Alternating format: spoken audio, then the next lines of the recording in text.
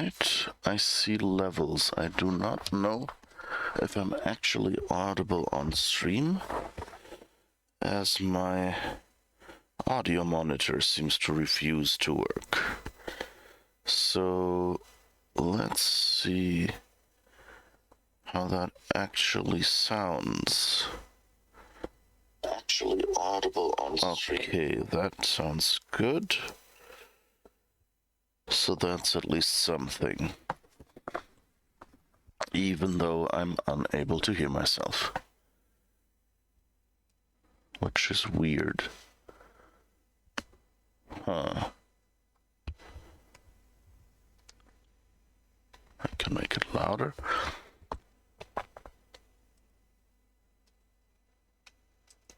Let's fiddle with the settings some more. That's the microphone. Can I hear myself now? No. Just seems as if the monitor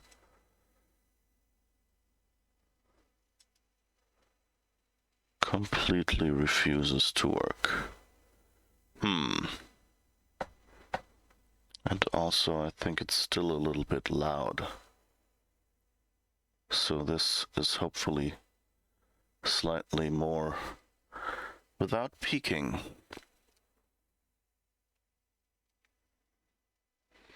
Anyway. Well, I guess that's it. Well, good morning. Wonderful Tuesday morning, and we're back at programming, continuing our Parser programming tutorial. And so what we've done so far is we've done a lot of work with our build system, CMake in this case, that so that we could check out both our simple parser code from the previous tutorial and the bytecode interpreter from the other tutorial, and build them all into one application. That seems to be in general working. And we built a main file that contains the code right now from both main functions, roughly. So it opens the file, reads its contents, tokenizes it. Blah, speaking is difficult today. So it... Okay, slowly. It takes the file's contents, tokenizes them, logs every token, then passes the token stream to the parser to actually generate a syntax tree out of this, prints the syntax tree, and then we've added some code that loops over all the functions, which is the top-level construct that our programming language understands right now. So it loops over all the functions in our program and calls generate code for function on each one. And that's kind of in progress. That's a function that is supposed to take a function in our programming language, an abstract syntax tree node, and generate the equivalent code for it. Then the second part of our main function is the old bytecode interpreter, which contains this code block, which is just handwritten list of instructions to run. Should probably comment these out because we're not really using them. And so instead of just using this array, we of course eventually want to run our compiled code.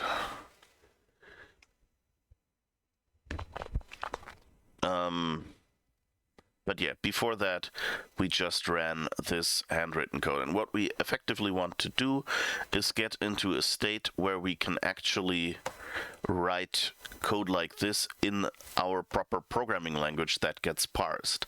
So if you look at the parser, I went with a simple C-like thing. We'll probably not make it take parameters to its main function today,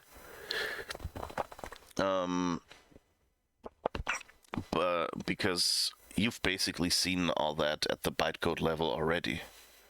So there's really no big reason to repeat that. I just want to show you, and that will be taking long enough already. I really just want to show you how to parse the code in general. So we'll want to call some sort of function and maybe declare a few variables and do a loop of some sort, just so you have the general behaviors in there, because that's kind of the main thing that we will be doing in a programming language are the basic constructs. You will need variables, you will need to call functions somewhere, both functions written in your language, and maybe you will even need to call out to native functions. Not sure if we'll get to that. At least not, we might not be able to code it in this tutorial. And a loop and a conditional at the assembler or bytecode level are really mostly the same. So, it's just in a conditional. So if a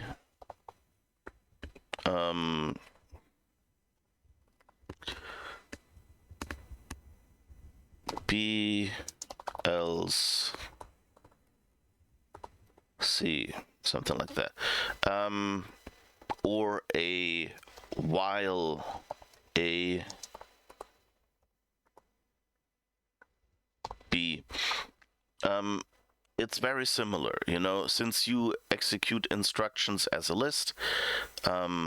We've seen that when we wrote that original code, but I'll summarize it a little again to remind you of this, so you don't have to go and rewatch the other tutorial.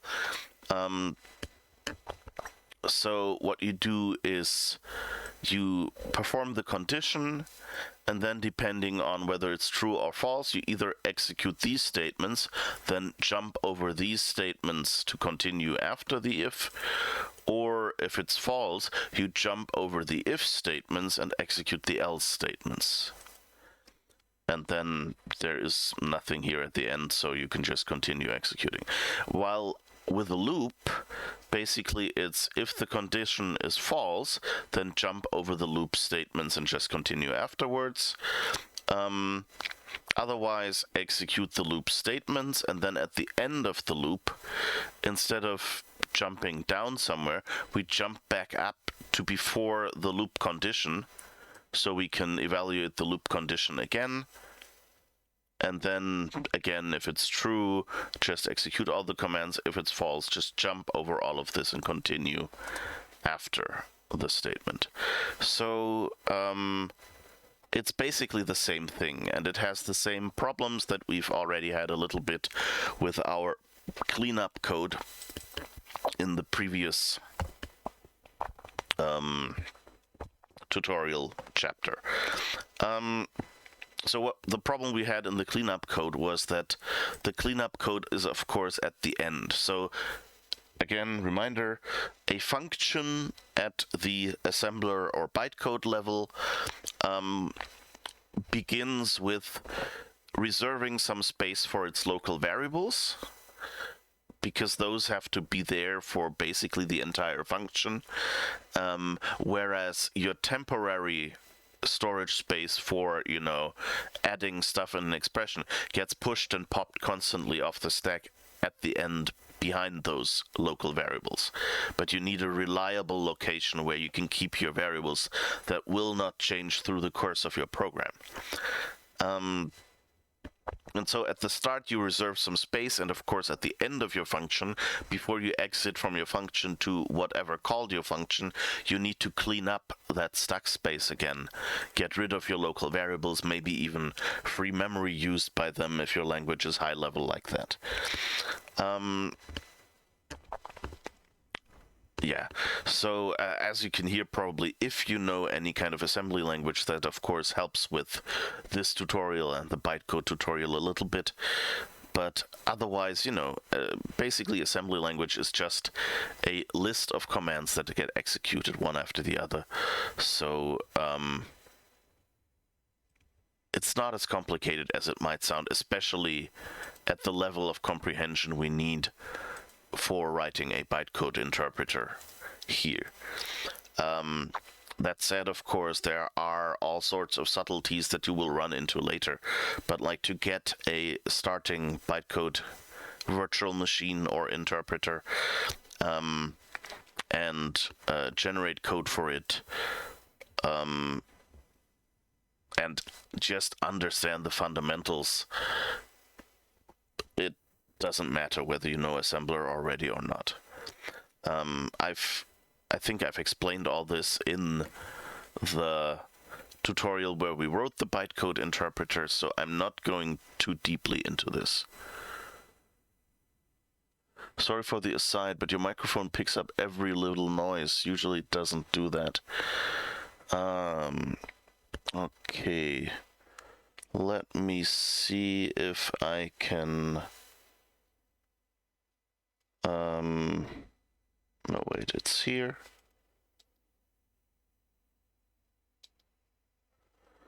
Sound settings.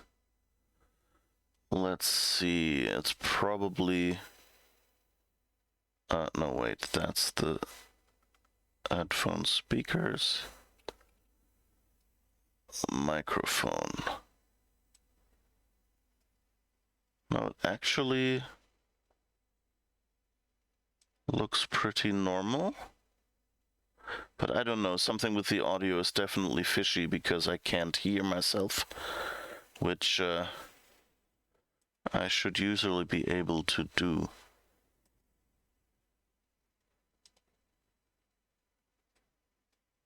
Oh, but this is... I guess we'll need a little bit of feedback here. I can't hear myself because I need to hear what's going on. Usually be able to do. So let's see, maybe this will make it a little better. I guess we'll need a little bit of... So I'm not quite... Oh wait, the... No, and to hear what's going on, so I'll be able to do. So let's see, maybe this... Let's see how this one... Yeah, I think this one is better. So I'm not quite... No, and to hear what's going on, so I'll be able to do. Huh. So let's see, maybe this... Why does this suddenly sound so tinny? This one... Yeah, I think this one is better, so I'm... Ah, okay, that's just the tinny one is in the background, okay. I don't know, I hope it's better now. Apologies for this intermezzo. I really wish I could hear myself. I don't know why that...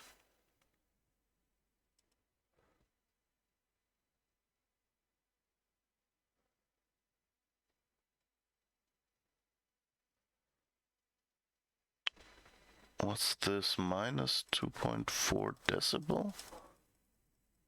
Ah, okay. No. That's just the volume slider as a number. Okay. So that was probably better this way.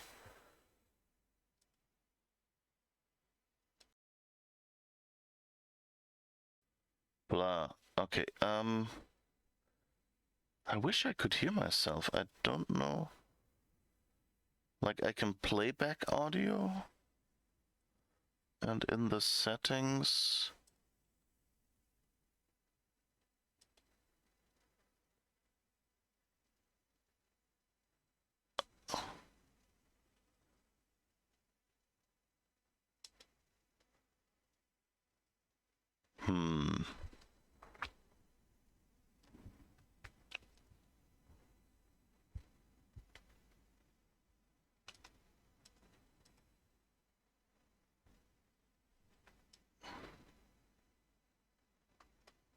Nope. I don't know what it is. Does it sound any better now? I don't know, or does it still pick up little noises and things?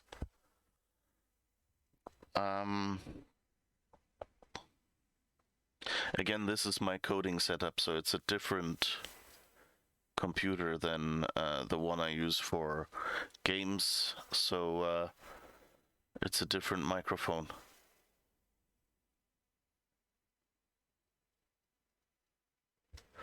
I guess I'll just hope it's good enough and continue with the explanation here. Okay, so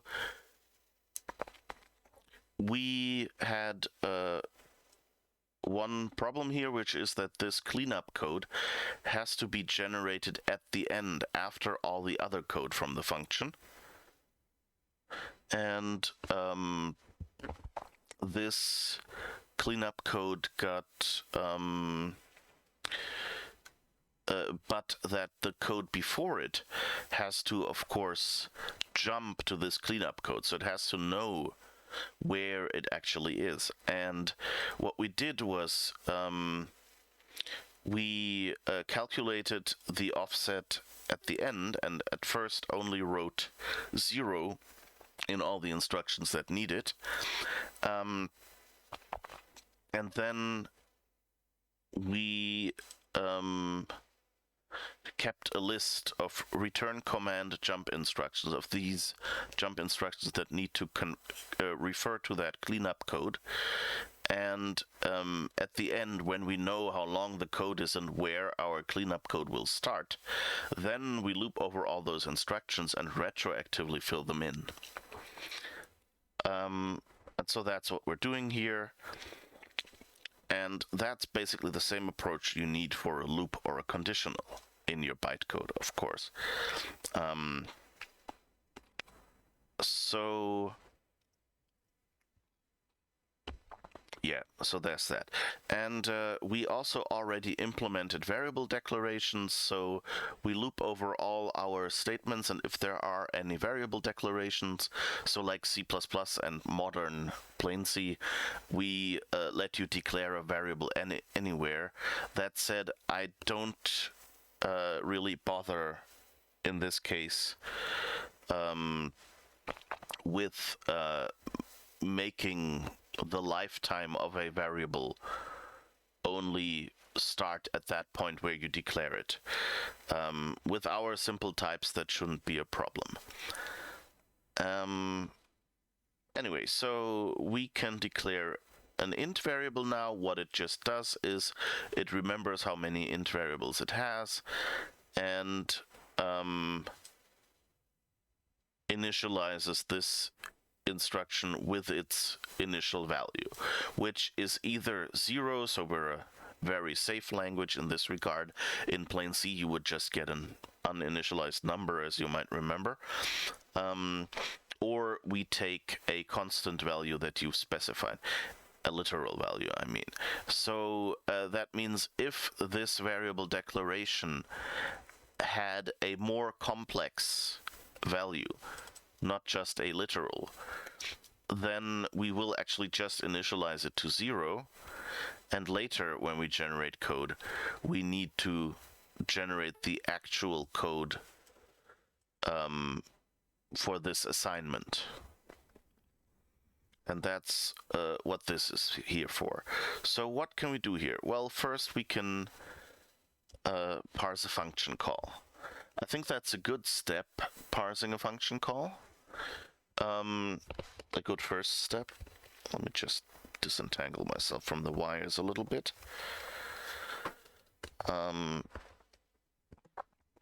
So it's probably a good first step to implement function calls, because the variable declaration case where it's not a literal, I guess we can write that in there already.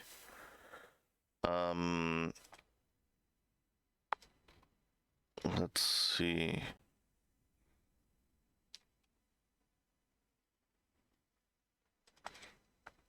Yeah, basically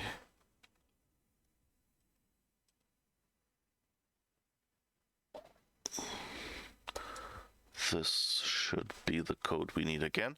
So in the variable declaration,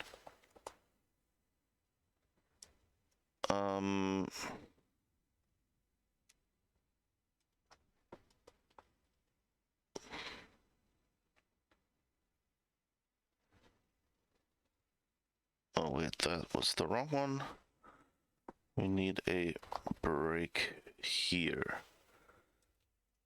I think.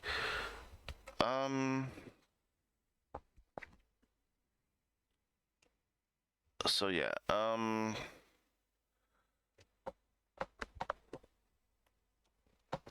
need to find a better way. This way, maybe. So I'm not constantly touching that cable. I think that might be the noise you have here that you've heard before. All right. So let's actually just do the int32 case.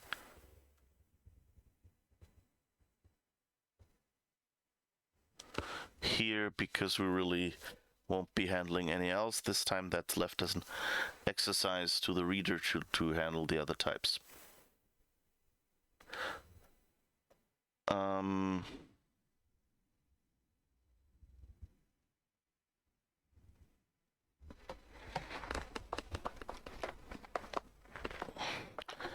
Let me try to sit differently because I can hear the headphones, the cable. Yeah, that's better, I think. All right, so if... Why is it...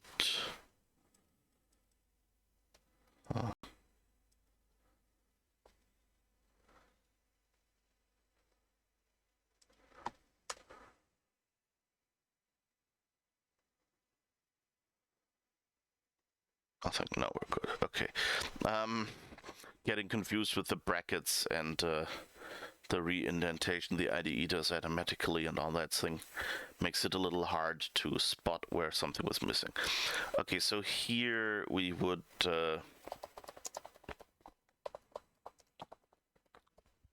generate an assignment statement. Although here I need this one as well.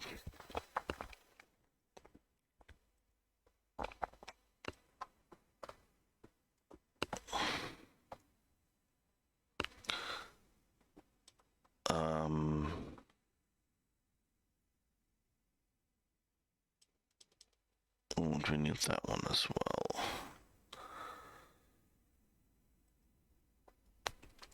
So just getting ready for this. So here at this point we need to generate an assignment statement and then and the value that goes in this assignment. And so that means we're basically relying on the other code, because what should be in there? Well, either there's a literal in there that gets assigned. Well, there isn't in this case because we know that there's literals up there, but at some point there will probably be literals deeper in the hierarchy, so this will likely be another function call that gets assigned here.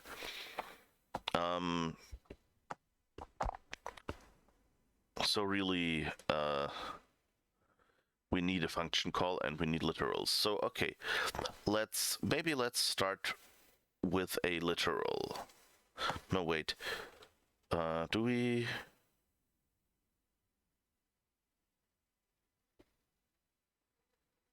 No, we don't really start with a literal here. Do we? So that's the question. Let me just take a sip for a moment.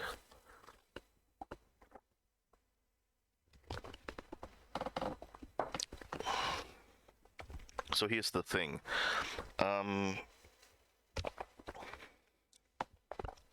We want to... we're actually missing something in our parse tree, I think. We're missing variables, just plain variables.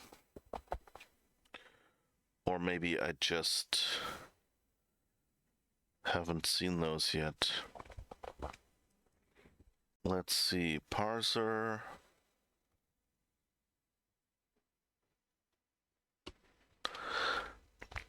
Because, I mean, why declare variables when we can't use them? So let's see, expect one value. Literal.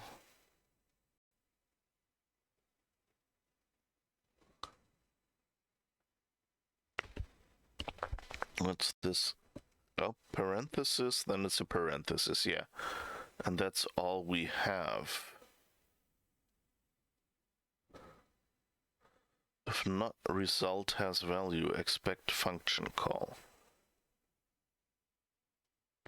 Yeah, so we completely forgot variables in our parsers. So if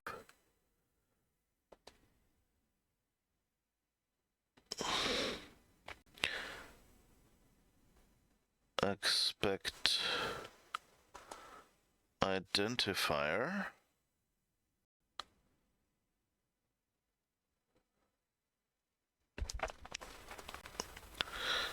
and expect identifier, I think says a token back, yes.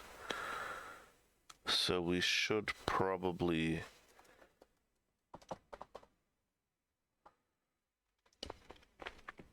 add that. So auto, what do we say? Variable name, make it descriptive so people who read this immediately know, okay, we're hoping for a variable here. And expect identifier does ++ current token. Okay, so we should be fine.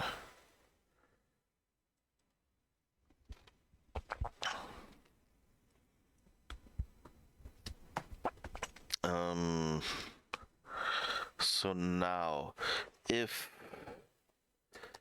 expect identifier opening parenthesis, then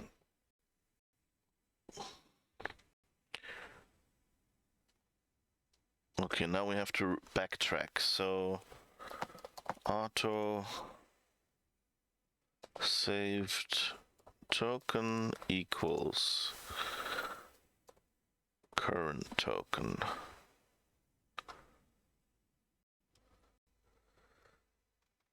And so now in this spot, current token equals saved token.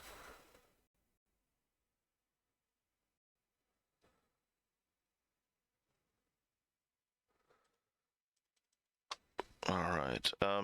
So that means, oh, there's an opening parenthesis after it, so it's probably a function call, or rather, yeah. So we just do nothing and restore to before. So we end up in this, if we don't have a result, then expect function call. Else we fill out the result, and for that we need to extend our statement. So we have variable, we have variable declaration. Now we need a variable name. Let's call it variable name for now.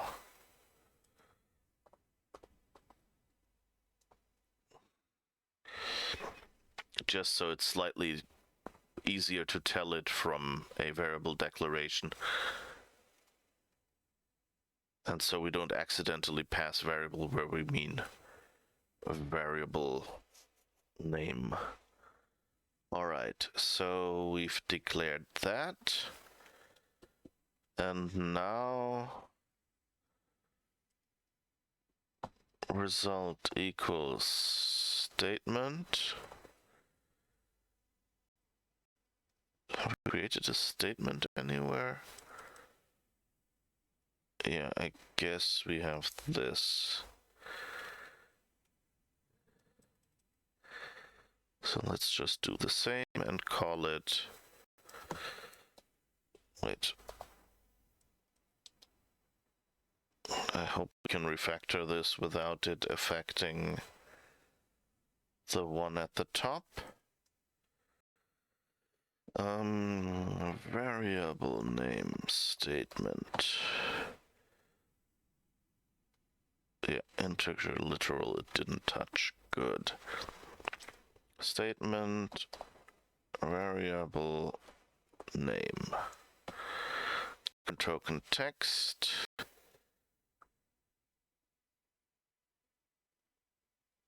We don't really have a type at this point. I mean, since we're not going to bother implementing all the other types, of course it will be an int32 in the end, but at this point in the code it does not declare an additional type, so it makes no sense to specify it here. Alright,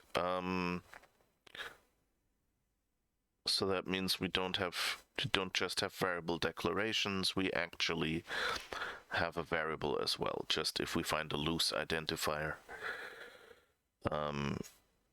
Good. So we should probably, something we didn't do last time, we should generate ourselves a better test script. So new file,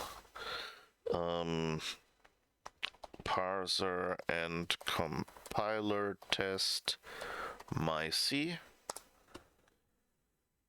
It's a text file. All right. And now we have to decide what we actually want. So let's say we make a function int main int iterations, and then we say int x equals 0. Let's keep it simple and just implement a while loop, which is the most basic thing. For loop is basically just syntactic sugar. So if you've ever implemented a while loop, you can basically, with the code of that and, you know, like assignments and conditionals that you have, you can basically implement all the other loops by just combining those things to, for example, create a for loop. So while x less than iterations, x plus equals, or let's go simple, x equals x plus 1. And we'll have to invent our own printf-like function. I don't want to do printf, so I'll just do a simple print numx. Okay.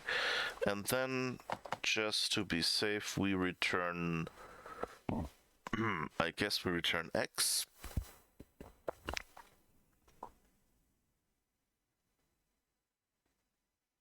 Yeah, I think that's okay for now. That's a good first test script. We might want to at some point do the recursive call, just to see that our generating functions works. But for now, I think this will actually be a good test script.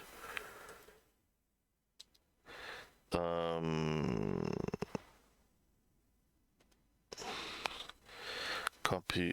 Oh no, wait, I can copy the entire path. I love that C-line has that built in, just like, oh yeah, of course you want to have the absolute path for your file constantly. So of course in a good project you wouldn't constantly parse that. I also like that I pasted in a path with Windows style backslashes, and it automatically, since I pasted it into a string, escape the backslashes. This C-line is such a nice IDE for these things. Okay, so let's see what this does. It will probably crash or something because it doesn't.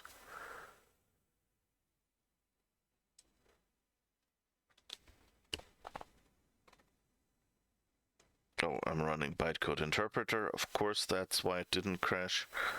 Parser and compiler. Because I'm pretty sure it will crash or even worse.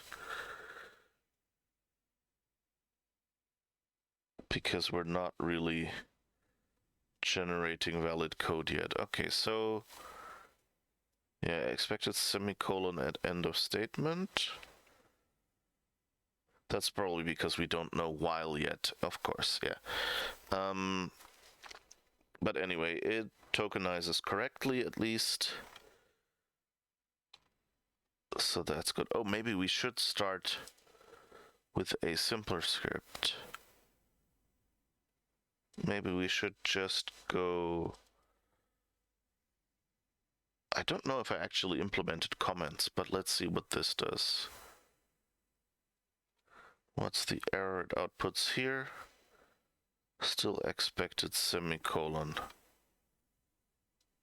Okay, so my guess is slashes don't count, because I don't think we did comments, did we? Oh, no, actually.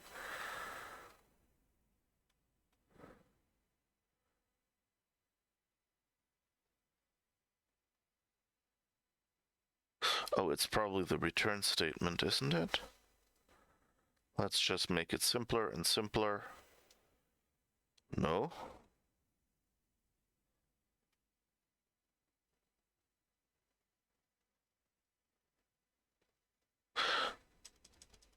You probably don't have assignment statements either, right?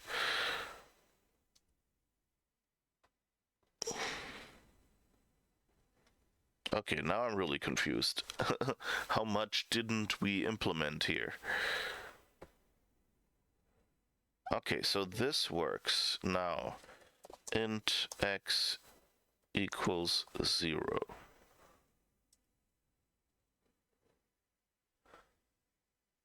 Okay, it's already unhappy there. That's weird. What was our previous test script?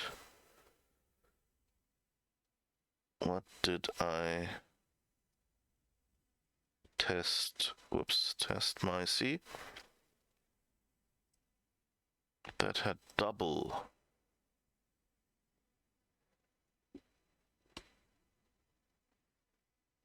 Okay, I guess we found a bug. Let's see. Okay. So first, we need to find our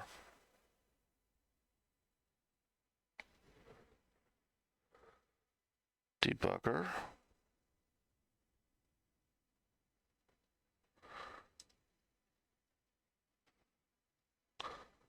Here, and set a breakpoint on exceptions.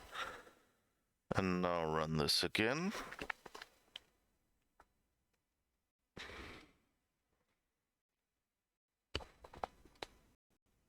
And now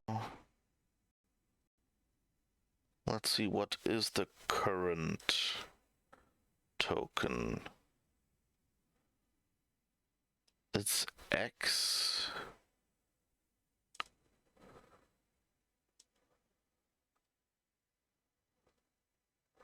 So what did it parse here?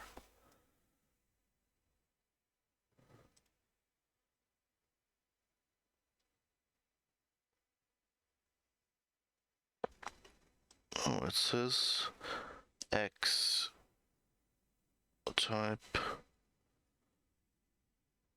nothing.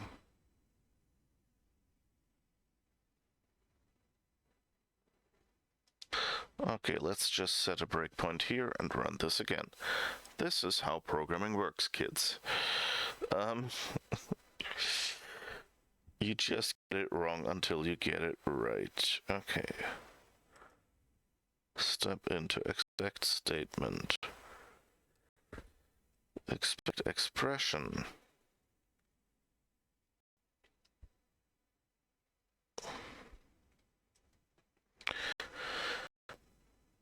Expect one value.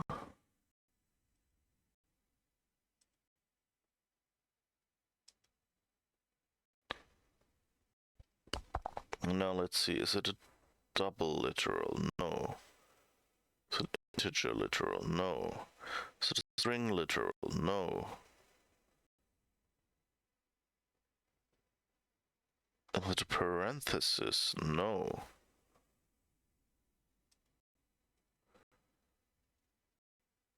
Is it an identifier? Yes. Does it have a parenthesis after it? No.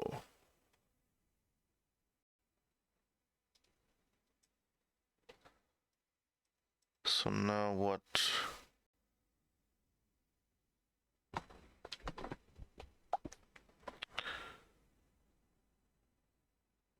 Oh, it's not actually...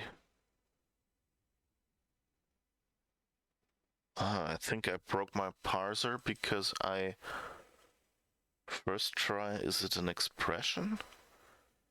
And not, is it a declaration?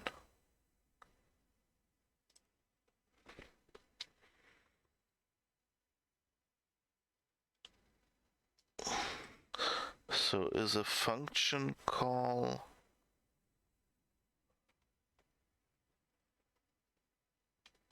No.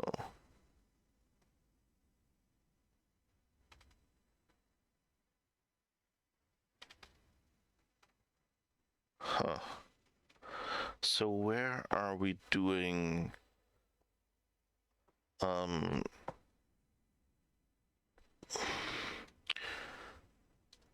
variable? Yeah, expect variable declaration. It first expects an expression. I guess we need to swap those. Expect a variable declaration. Otherwise, let's see if that works. Because I think otherwise just all variables turn into all types basically turn into declarations. Okay, so let's just let this run.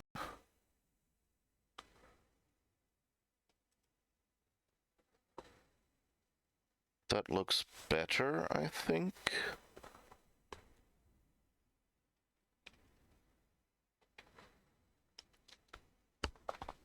So it says signed int iterations is the argument, yes, and signed int x is the variable declaration. Okay, so now we can slowly restore our script. Whoops. X equals x plus 1. And let's implement the return command as a regular function for now. Because that's what it will be for the syntax tree anyway, I think. And I don't think I had that special code. Oh, now it's unhappy.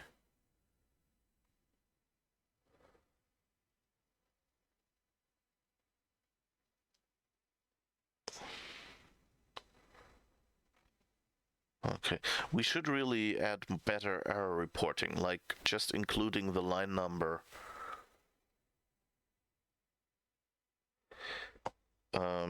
Would probably help a lot.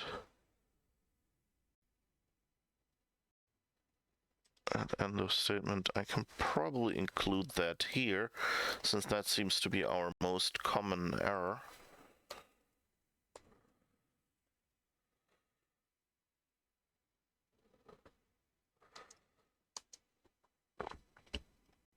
And now in line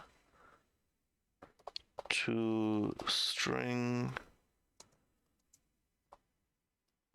and period at the end. And now we need to find out whether our current token even has the line number. Yes, it does. Good. So let's see what this does. Of course, this might blow up because we're not really checking.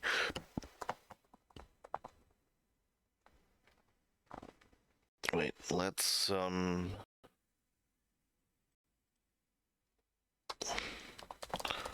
extract the line number here. Do it right away. Equals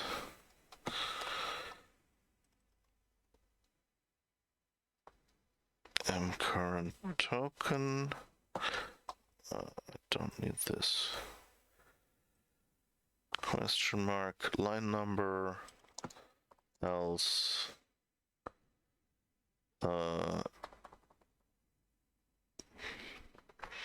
some huge number.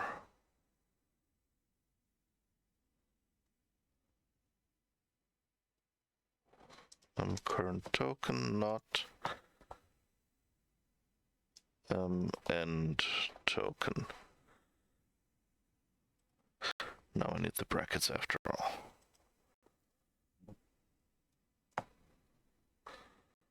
Okay, so now if I run this, it should tell me which line it's unhappy about. In line 3, okay.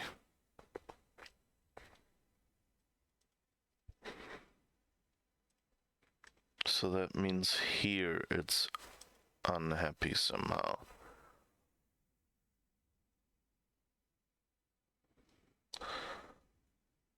Alright, so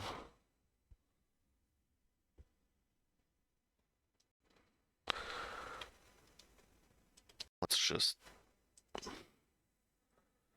run it again. So first statement should be the variable declaration for x. So that should be fine. Here x signed int, one parameter. Let's see. Parameter size 1. And the element is the number 0, signed integer, type int32. Yeah, that all makes sense. So we have the int x equals 0. And then push it. Now we expect an operator and it's happy. Okay. Now optional. Now we expect a second statement, and now if we look at this, that should be an expression. So the question is, maybe we're missing an operator or something, we'll see, but just checking this out means I'm not running into, not looking around 15 places in the code to find out. If I'd stepped through, I would have seen it immediately. Okay. So it shouldn't expect a variable declaration. Yeah, its result is null optional. So that means we didn't get a variable. So now we expect an expression. And there we expect one value,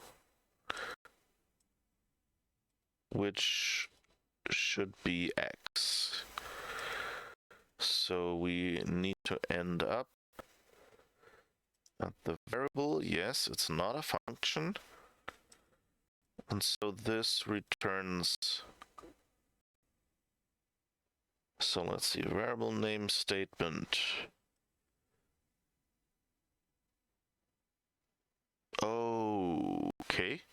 That's a little bug. That shouldn't be our bug, but of course it gets the text from the current token when it should get it from the variable name token. Okay. First issue. So let's stop and rerun. So we're not outputting nonsense at least.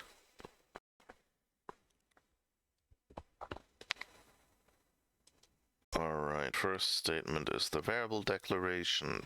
Get past that. Now we step into the second statement, which should be our assignment. That shouldn't be a variable declaration. Now we parse the expression. Oops, expect one value.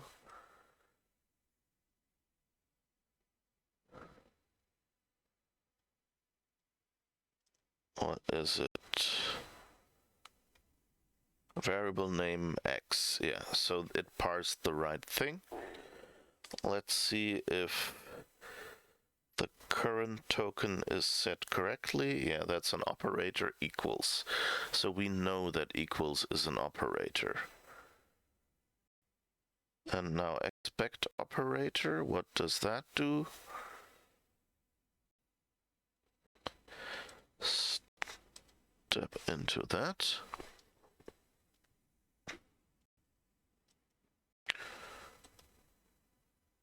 Not operator.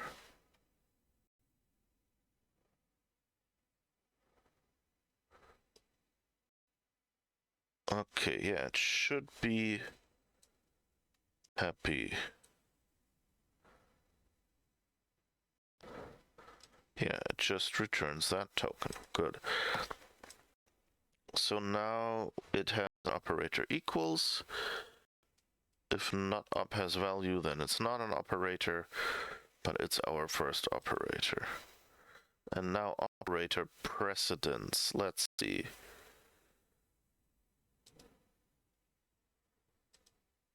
What does that function do? Oh, probably it's not in that table. Though, no, I think I should have entered that. Operator name is equals. Yeah, okay, it's not in the operator table, apparently. Yeah.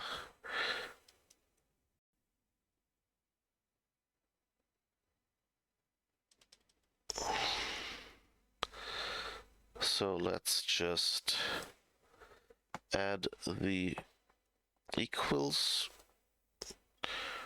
Where the heck is the equals sign on my keyboard again? Here.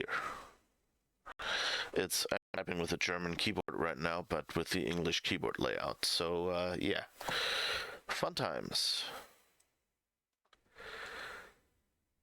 Okay.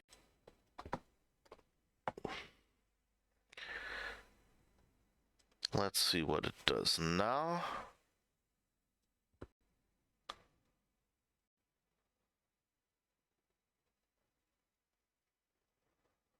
Of course, it will stop at the breakpoint. Let's just continue.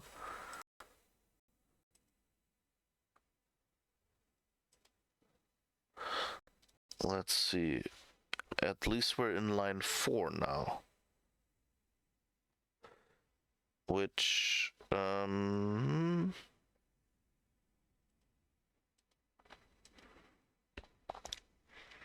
so that parsed.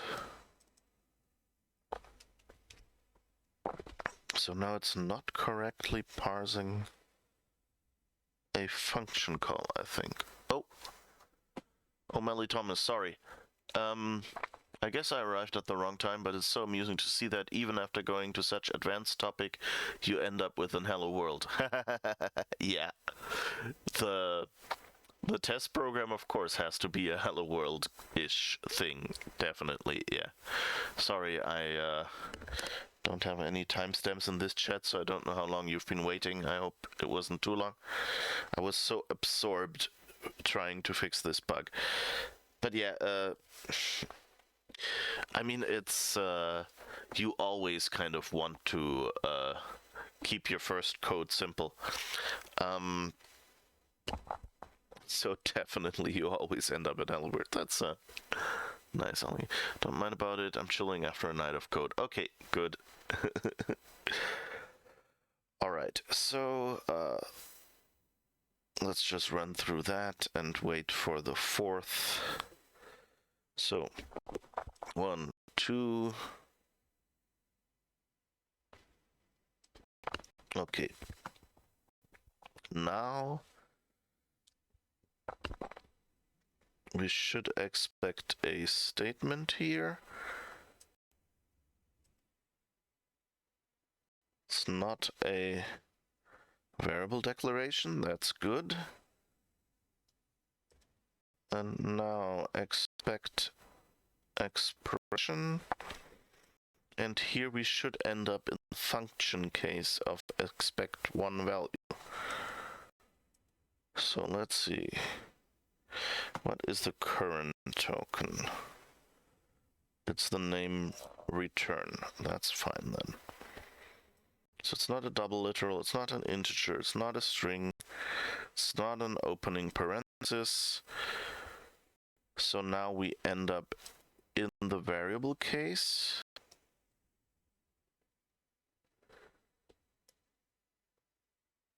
And then we see expect identifier. Yeah, we should. Oh, we're not.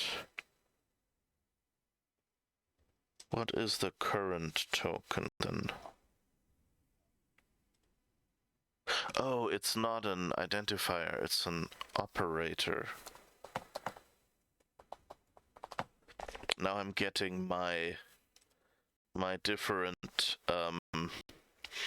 parsers mixed up, because like this example parser, I have a special type operator. In some parsers that I wrote, I actually have a just treat operators as identifiers, because in some programming languages you will actually have some operators that are identifiers as well. So for example, in HyperTalk, you have a mod operator, so the word mod. And so you need to handle identifiers as operators anyway. So I just, the function earlier that showed the precedence, it detected that. I basically use that to detect, is it any valid identifier for an operator, and don't do the check before that, is it of type operator, like I do in this language. Our? Is it mine too? Did I say our programming language or something? Yeah, it's everyone's programming language. Oh well, you could, the goal of this is to write your own programming language after all. Okay, so let's run this again. And just test what it does.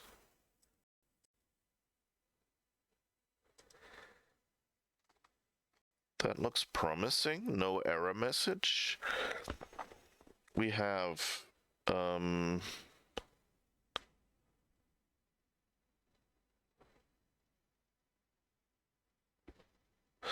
we have a signed int x containing a default value of 0. We have a...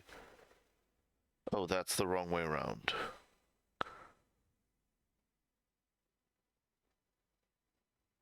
But otherwise, so I got my precedence the wrong way around.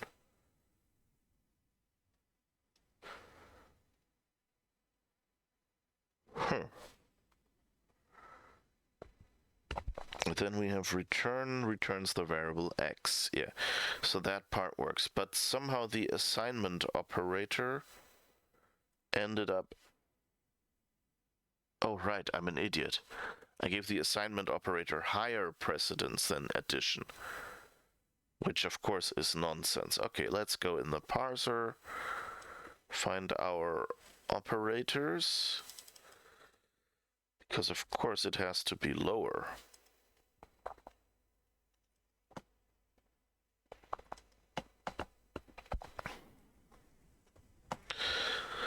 So let's see, let's do 1, 10, 50 maybe. Doesn't really matter what the individual numbers are. So run this again. And now our parser can probably remove that breakpoint. Should run the right thing. Okay, let's see. Yeah, now we have an operator called void equals, so an assignment operation. And the first parameter is what it is assigned to, so x in this case. And then you get the x plus 1 as the value that gets assigned to it. So we're actually, I should probably make that larger for a moment so you can see it better. Can we fit the entire program on screen? Not quite. So we have the parameter up here, but then we have int x equals 0, x equals x plus 1. So all our operators have been rewritten as functions as well already. And then we have the return statement that returns an x. So good so far.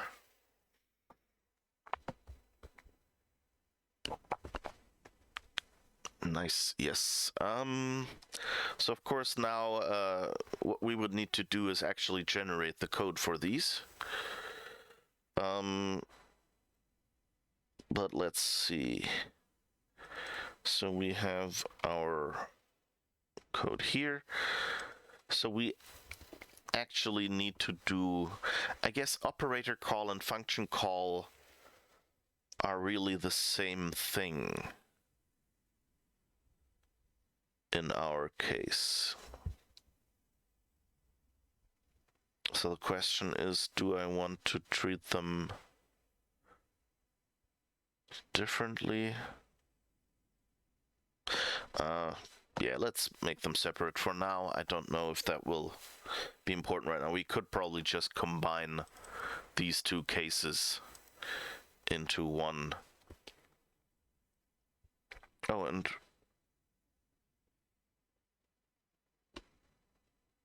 yeah, let's do that for now. So let's see, an operator call. Switch. What is the current statement? Is it current statement name? Oh, I can't switch that.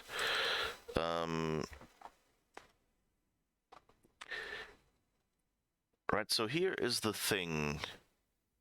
Depends on if you want to use function pointers later, I guess. In that case, they might differ, right?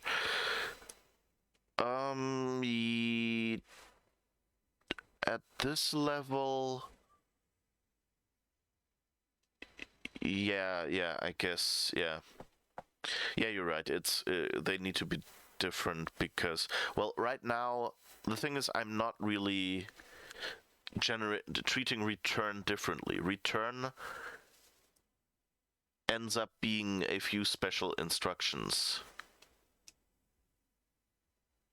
Oh, the title of the stream you meant with our, yeah. But yeah, it's yours too. So yeah, if I wanted function pointers, then definitely I'd have to treat function call differently. But right now, our two functions will be print an int and return, both of which are technically not real functions. They will just be translated to a bunch of instructions that we generate. So we don't really have to treat them specially right now. But it would actually make sense to give them their own type in the syntax tree, different from function call, so we can correctly treat them. But we can always fix that later. Right now, we'll go for the simple case. Okay, and so we already... Oh, that's in the parser, right? Okay, then let's just do it by hand. So I have in the parser, I have a table of all the operators. Yeah, it doesn't need to be overcomplicated at the moment. Yeah, right. I'm just, like I'm introducing you to individual things, and then as we need them, I go, I did this way. Actually, let's clean that up and change it. And that happens a bunch of times in this tutorial.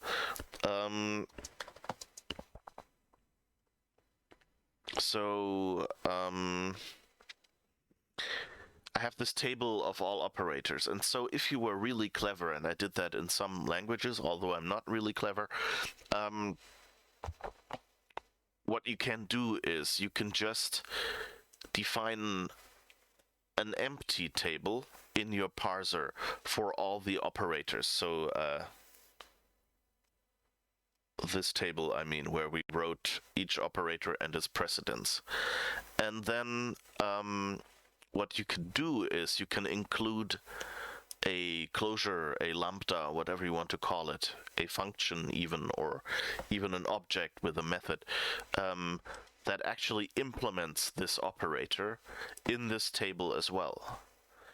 And then what you could do is here in the parser and compiler main function, you could add your operators to this list.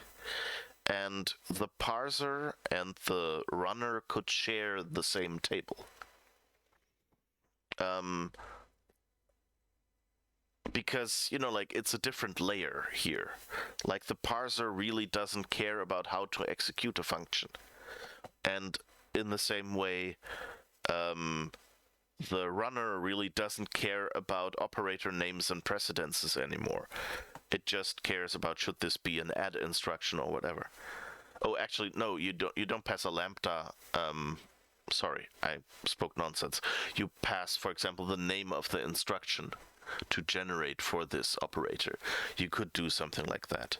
But here we'll just hard-code it separately, or we could build our own separate table, but as I'm not planning to actually add all the operators, just the ones we're using, this should be fine. Okay, so if the curse statement is... Let's actually start with the plus statement. And then... what is our instructions thing called? Compiled code here. So compiled code pushback. And now here we say add int. Yeah, that sounds good. And that doesn't really need any arguments. I think that just... How did we define that? Yeah, it just pops back the two things off the stack and then pushes the added result. Okay.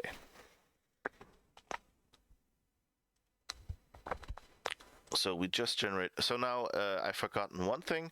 So all operators take two arguments, left-hand side and right-hand side of the operator, which we stored in our syntax tree as the parameters of the current statement.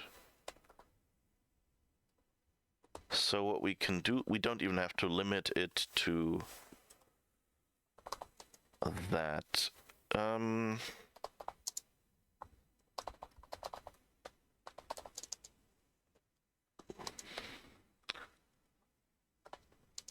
So we can loop and push an oh wait, that's how it goes.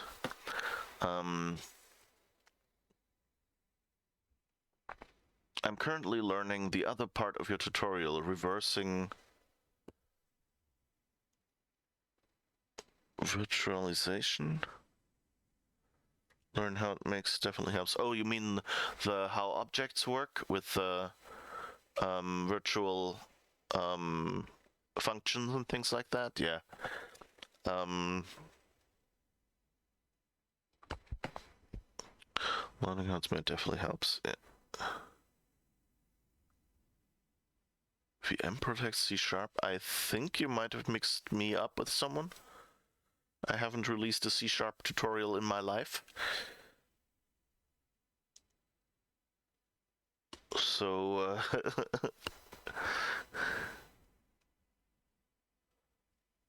not sure who you're thinking of, but I don't think it's me.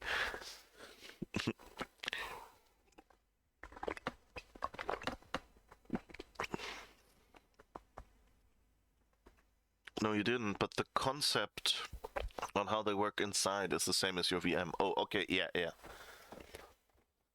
That definitely.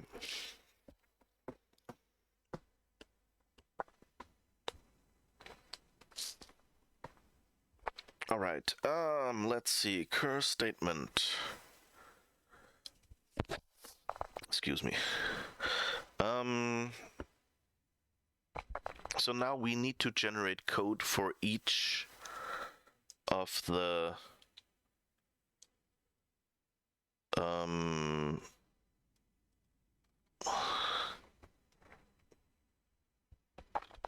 for each of our arguments. And so I think we'll need a new function for that.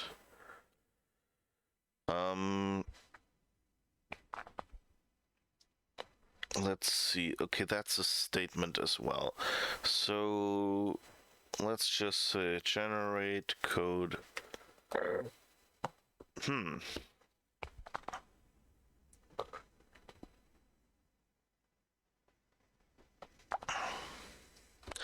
I'm thinking if it would make sense. Well, let's leave it like that for now. But like basically, I think we can have a central function since we use the statement type for everything, like for expressions, for values. We could probably use it here as well, but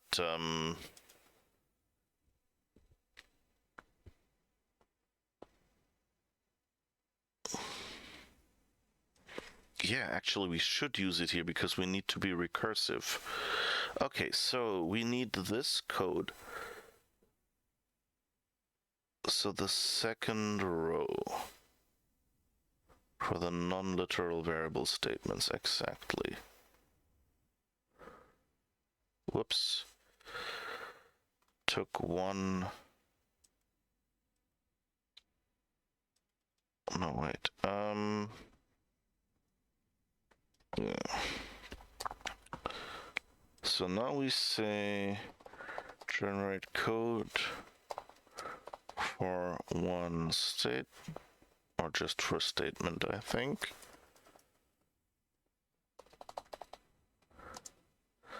And it also wants the compiled code. And I just remembered something. I had a typo up here. Compiled code needs to be passed by reference. Otherwise, we add instructions here and it never gets out.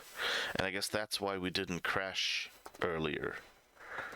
Right, generate code for a statement.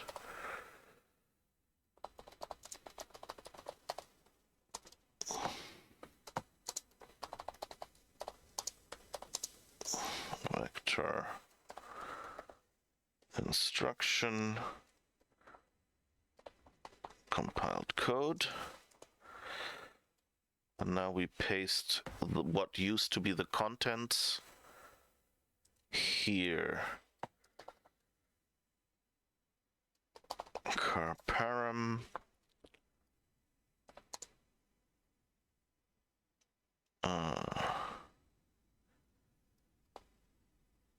Compiled code is what we called it. All right, because now we're calling ourselves recursively here. And that means if one of the parameters is an expression,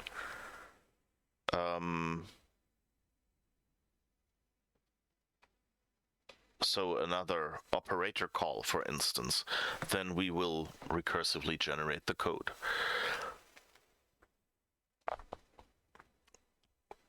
All right, yeah, but yeah, you're totally right, O'Malley. I hope that's okay to call you that, or let me know whatever you'd like to be called.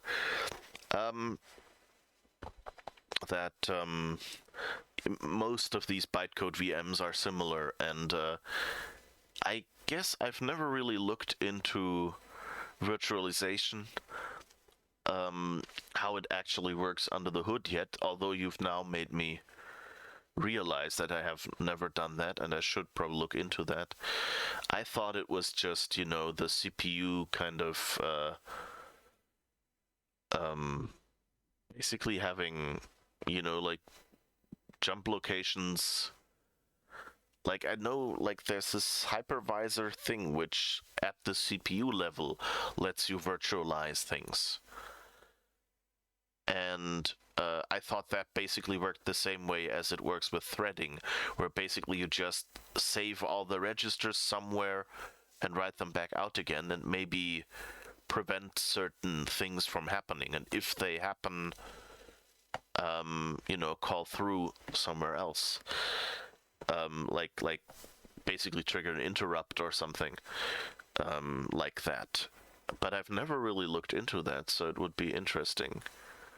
How would you describe a hypervisor? Software, not hardware. That's the thing. I never really had to work with them. I just heard them in the context of emulators.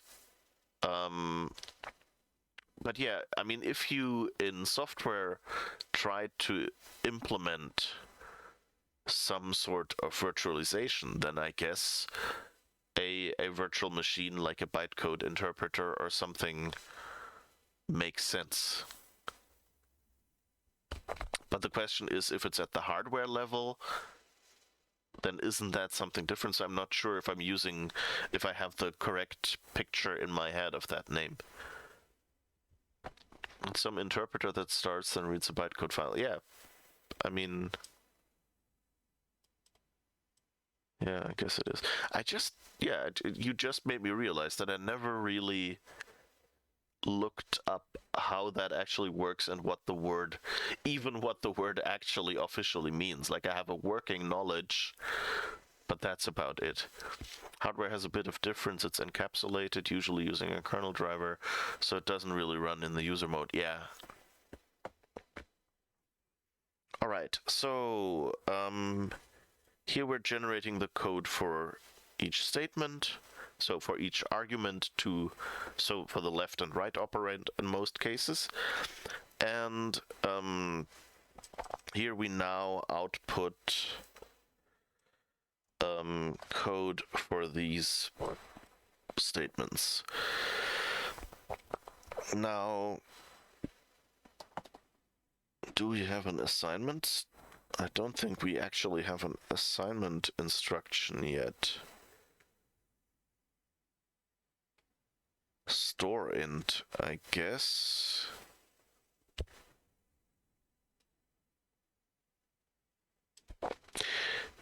Yeah, so I guess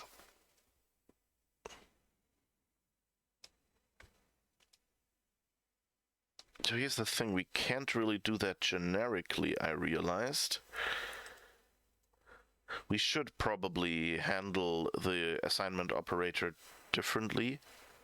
All assignment operators, actually, because of course in C you have the plus equals, minus equals, so you have variations that basically do what we do by hand here. So if it's equal, for now let's just implement it so it can handle assignments to a variable. So store int base pointer relative is really what we want. That's how you, like, our variables are at the start of our stack frame, so they are right below where the base pointer is, and you just add that to the variable. So that is, you may remember that from the bytecode we have down here.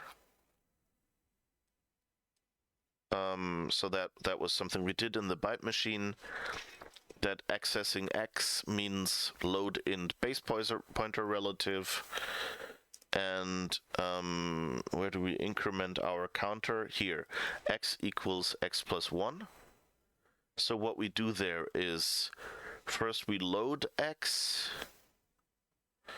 load in base pointer relative, then we push the 1, then we add the 2, and then we store int base pointer relative in the stack offset 0, so that's x equals x plus 1. So that's basically the code we want to be able to compile now.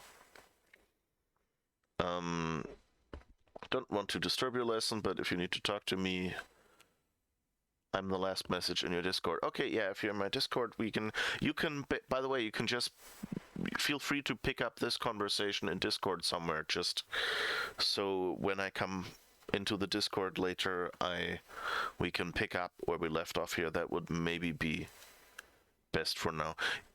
Like, usually in other programming streams I would do this, but since this is a continuation of the YouTube tutorial, I kind of don't want to stray from the topic too far. Okay, so now we need to remember all our variables, because at this point this guy needs to know at which location which variable is. So let's do something about that. Let's first declare ourselves a little struct or class. It doesn't really matter. There's no difference in C++ after all. No, actually we don't even need that. All we need is really the index. So let's see, standard map from string for the variable name to int16t for the stack slot. Variable offsets. That's really all we need. And so now in the declarations we actually do something more than just reserve space. We actually remember each variable.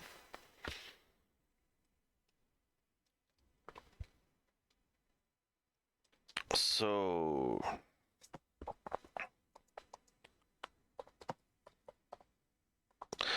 we can just count these variables from the 0 up. Of course, if we had different types, you would have to, again, you would have to record the type in here, but we're not going to do that, so it's fine. And now the variable declaration, curse statement name should be the variable name. So now we're remembering num_int variables, which starts out as 0, and then we add 1,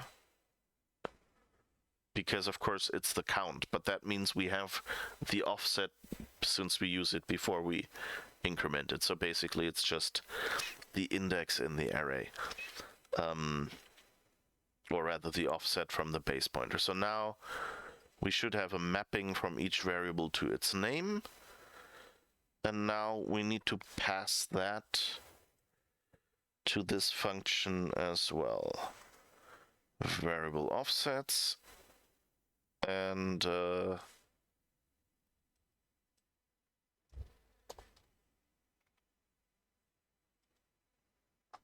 right, I was actually a little, okay, variable, no wait, this is the wrong spot. Okay, thank goodness. Up here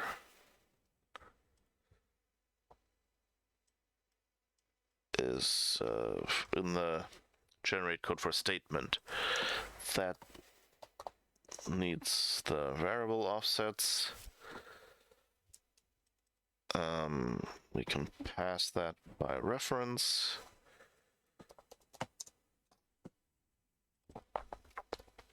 All right, and now here we can go and say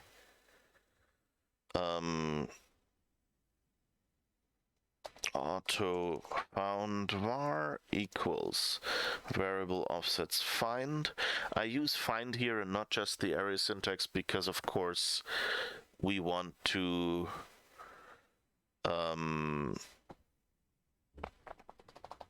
present an error message.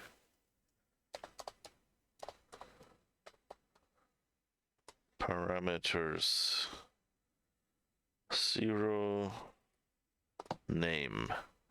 Oh, and we should probably check that we have enough parameters. So if parameters not to... So usually you shouldn't be able to do this. So this is more of an internal error. Would that be a logic error or something? But, you know, it's just safer to error on that case too. Oh, and m parameters size, of course. Wrong number of parameters passed to assignment operator. I guess we could do that up here as well. Because, like, it's an indicator that something has gone wrong, I guess. Yeah, let's just do it. Wrong number passed to operator. And I guess we can actually... Not wrong. We're not talking... Sadly, we're not talking about the creator of... What is it? Where did my... I'm really getting confused by my keyboard today here. Okay.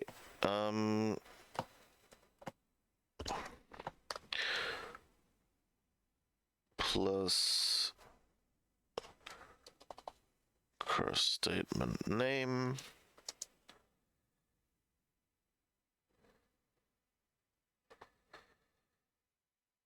All right. So now we're actually telling people this operator is somehow... Like, usually you shouldn't be able to do this with this parser, but I don't... But, you know, maybe we write a bug and then we're happy that it complains. Okay, and here when we recursively call ourselves, of course we want to pass the variable offsets as well. And now here we find the variable, and now I'm using find here. I started saying that and never finished it, so I can report the error if we don't have a variable of that name. Found var equals variable offsets and then we throw runtime error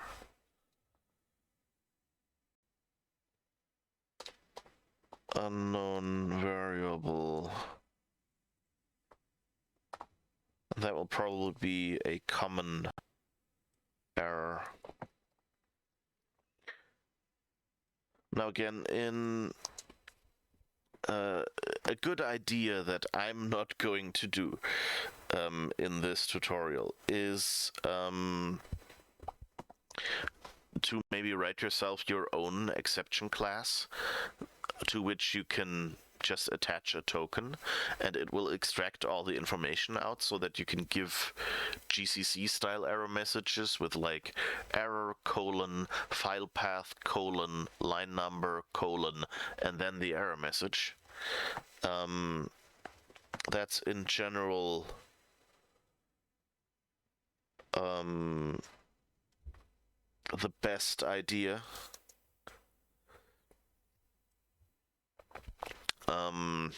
because, you know, you want to report good errors.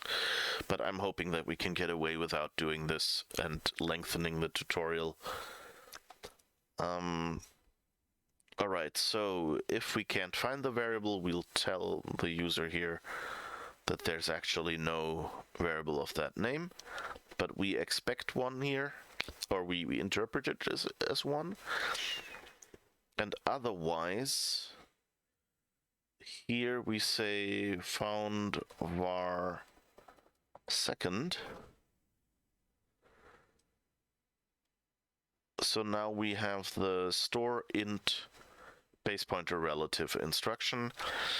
And now, of course, we need to give it an argument to operate on, because store int base pointer relatives takes the last item of the stack. So we have to take the second parameter number index 1, and generate code for that. Just like we would for any other argument.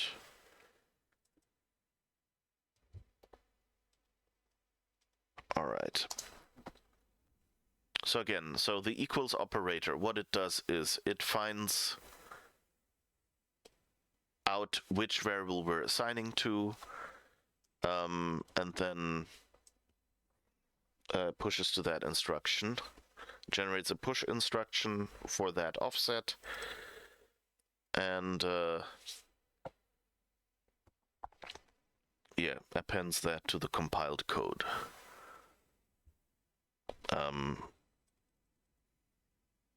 With the value actually being pushed. And again, since all of this gets called recursively, okay, let's see what it did before it blew up. I think it's fine for now. What did it? Oh, we just have a tree.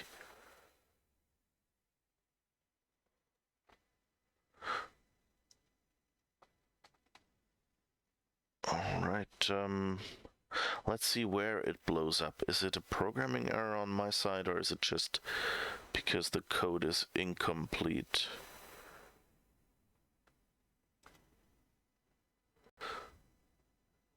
Okay, let's see.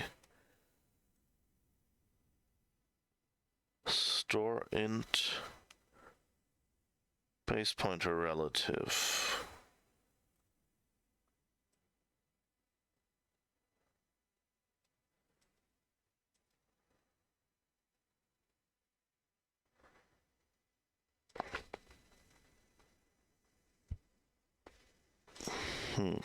Let's see, we have here compiled code. That's a nice object-oriented array where we see all the instructions it has generated now. First, it pushes one int that reserves the memory for X. So that should be good.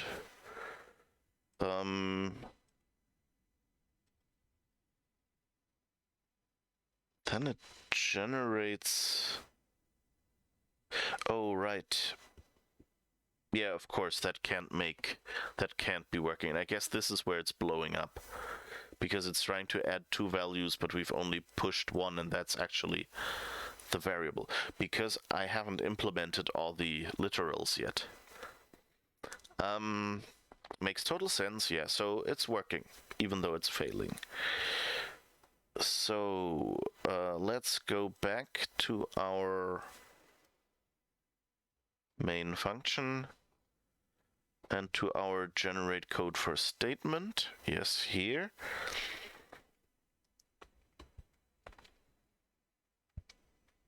So, literal, that's the case we should handle. Let's see, I think we have a literal case here.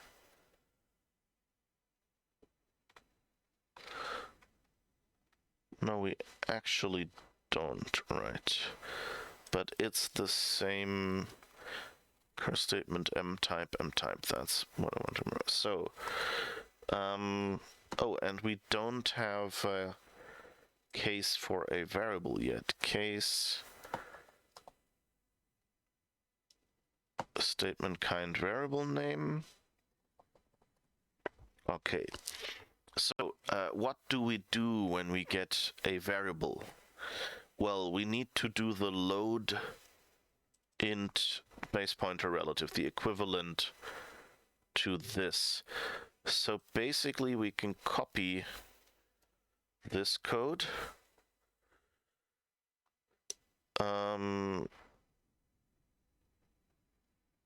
curse statement name. We're looking up the variable that is referenced.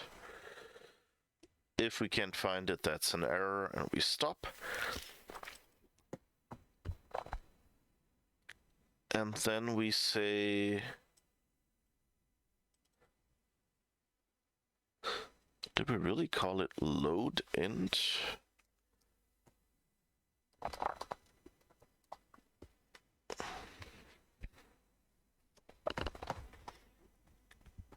I think I should have called this push int.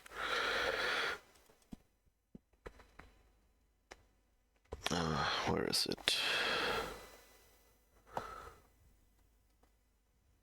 Here, that's what I wanted. Yeah, that should really be called not load int, but push int.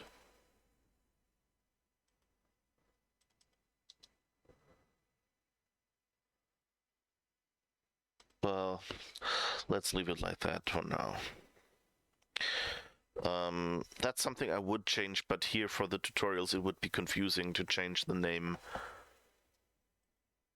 halfway through, I think. So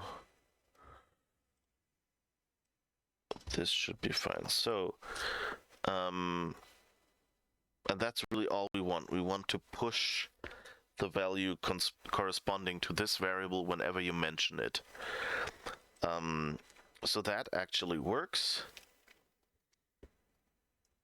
And now for a literal switch. Remember, we're doing x plus 1, you know, so we need both 1 and we need x. So current statement type the enum for this type. Create missing switch cases.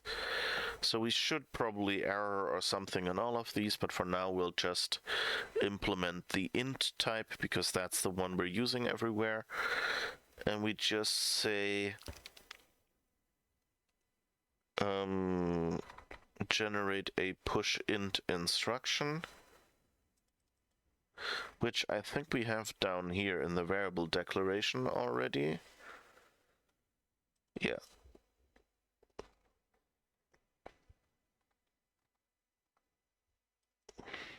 All right, so push back instruction, push int, and the initial value is again the string. Oh, and we had that down there as well. To get that out of the token, where was it? Yeah, here.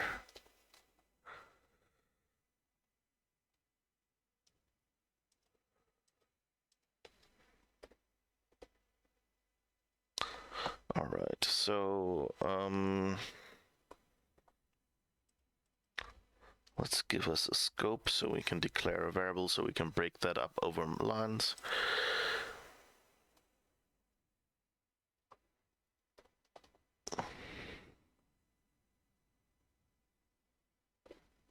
I think it's the name of the int. Okay. Int 32 underscore t. And remember, our instructions can only hold 8 and 16-bit values, so in this case we're just rudely truncating this number to 16 bits, so we cannot actually specify larger values in our code right now. That's just a deficiency of our parser. You know, we could fix that by adding another field to an instruction or something left as an exercise to the reader. And maybe not. Well, I guess it doesn't really matter. So now, if we run this code again,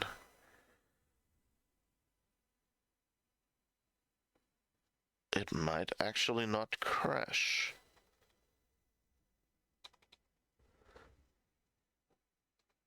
Okay, now we need to set a breakpoint in the main function to actually see the code we've generated. I don't know if we had that. We've generated the code here, so setting one here for run would work. Okay. Compiled code. Let's look at it. We got more instructions. So first it reserves space for x. Then it does the load int base pointer relative. So it pushes x at the location 0. So that's interesting. That's where the variable x is. Now it pushes the int 1 and then it says add int. So basically that's our x plus 1 statement. And then the result of add int is still on the stack, so store int base pointer relative again into address 0 means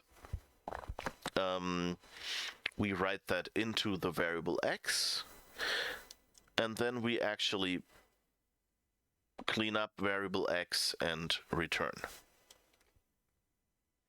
So that means, yeah, our code is basically compiling and running here. So if you look at this, just the return statement does not result in any code right now.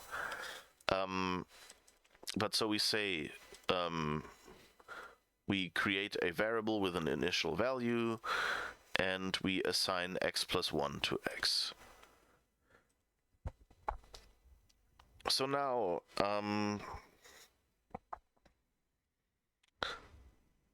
let's see if we can prepare a little bit for a return value. So here's the thing. For a return value, we need a place to store it. You could do that in a register or something specific to return values, but then you have the problem that if you call several functions in preparation, you always have to take the values out of there and put them on the stack or whatever, so why not push them on the stack anyway? Oh, and I think we're actually already doing that.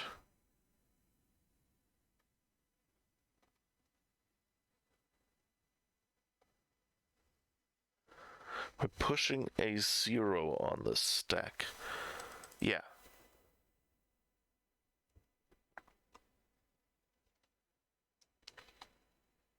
No, wait, we're pushing a 0 on the stack here.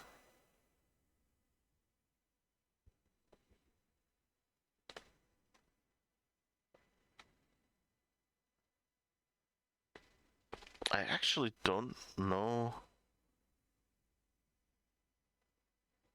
Oh, whoops, that's the return address. Probably, no. Return address is here.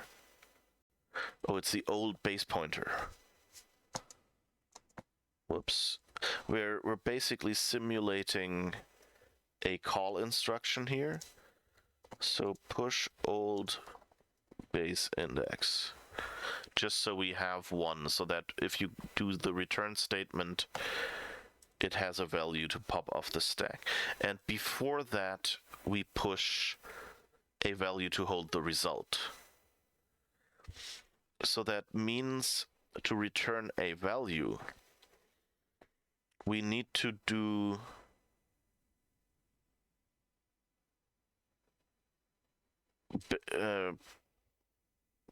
pop into base pointer relative -2. So -1 would be the old base index, -2 would be the return value. So let's see if we can quickly implement the return statement.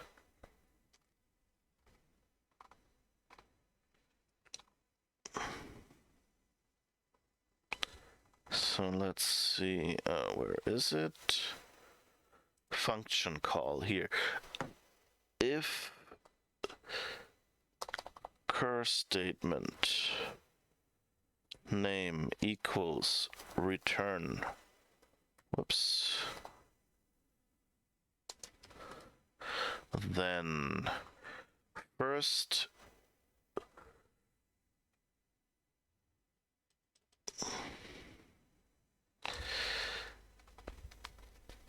so basically we do the same as we did in the other spot, which is for an operator. So cur statement parameters 0. For that we generate the code. So that would in our case be X. And then and of course we also check passed to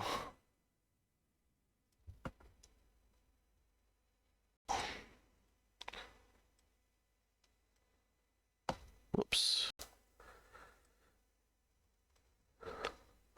What number of parameters passed to return? I guess we quote that to be consistent. Also, we should probably say function return expects a single parameter.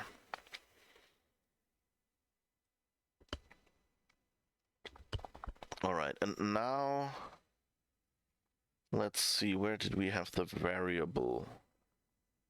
Here. That instruction is the same. Oh no, it's not that one, it's the one for the assignment to the variable.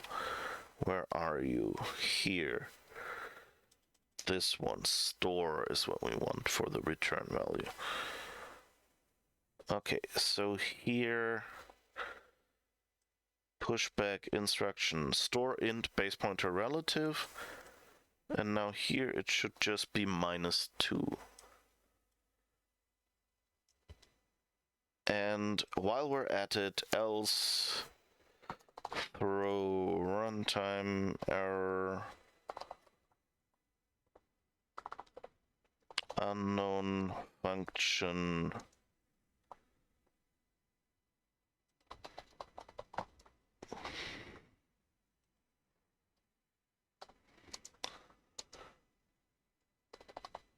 cur statement name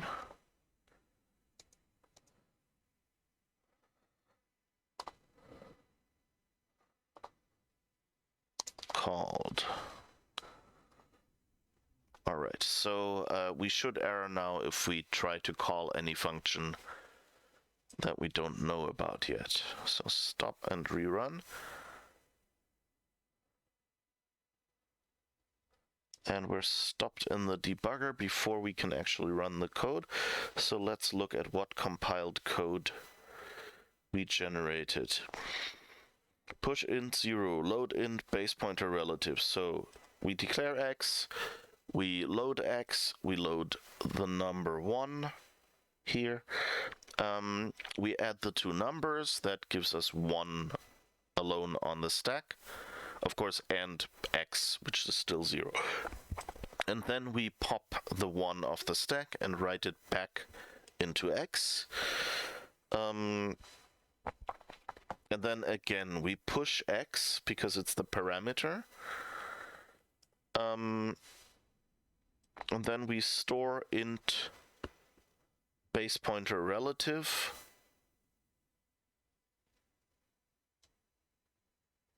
At address -2. So that means we return the return value. And now we clean up the variable as we don't need it anymore.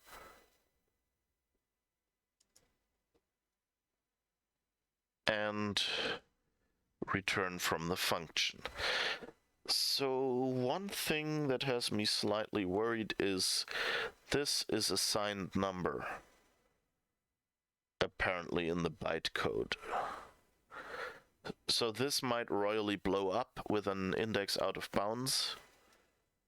We shall see.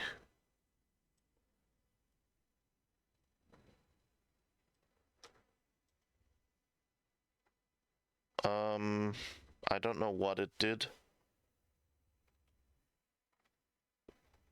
It just returns 0, which is kind of... Alright, are we printing the result already? That's probably... No, result value, done.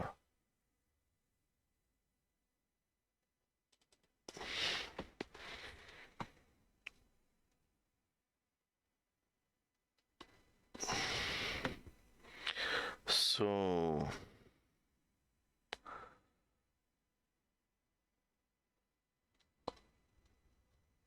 Oh, right. It takes an argument. So that's probably why we don't see the return value yet. If you remember here in the run function, and of course in our call instruction as well, but we're not using that right now, what we're doing is we push space for the result, then we insert the arguments, then we push the old base index, which in this case is just 0 because there is no real bytecode function that's calling this. We're calling it directly from native code, of course. And then later we clean up and grab the last element of the stack. So what that means is I can't actually just do -2, which probably ended up just overwriting our argument. But actually, when generating the code for the return command, I need to do -2 minus the number of parameters. Now the problem here is we don't know the number of parameters.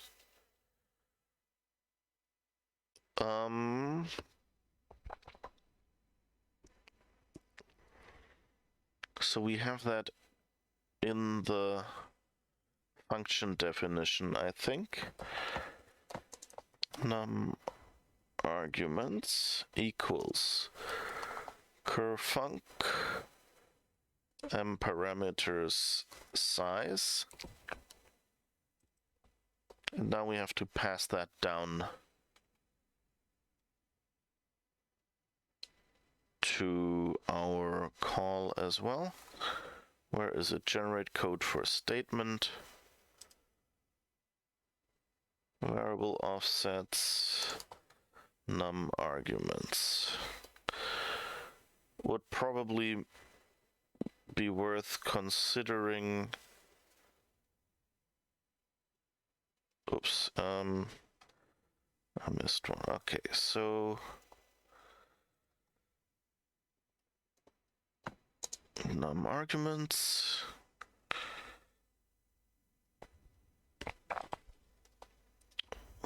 So insert that everywhere. It would probably be worth thinking about whether you put num arguments, variable offsets, and maybe even compiled code, all these things that we pass to all of these functions into a struct, and just pass that struct by reference.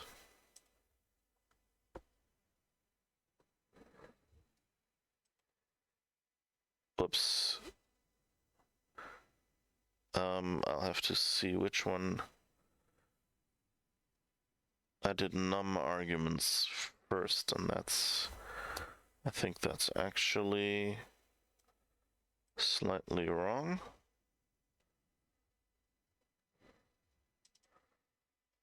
Because logically it makes more sense, and that's how I originally wrote it.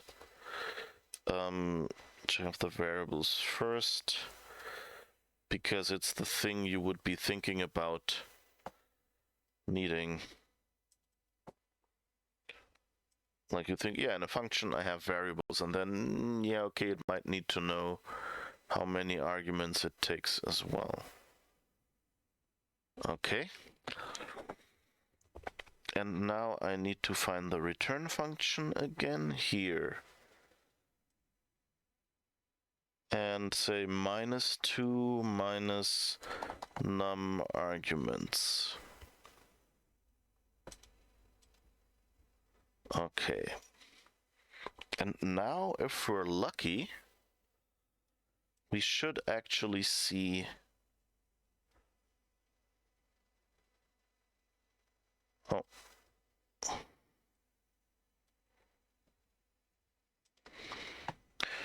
and 16t. Oh. It's interesting. I think I'm printing it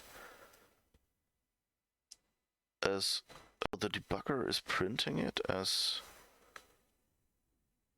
unsigned, but it's actually signed. Let's look at what instruction really looks like. uint8 int 16. Interesting. Maybe I told the debugger to print it differently once.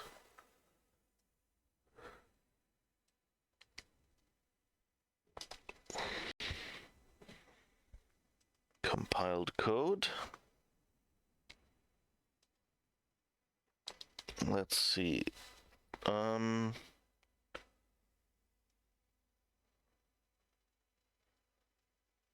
Customize presentation. Don't show as hex values.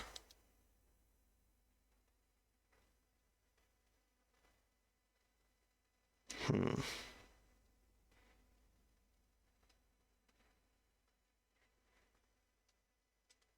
anyway. So we're pushing the int, we're loading, we're storing. And so this one should be the return statement. It's FFFD instead of E. Yeah, I think we're good here.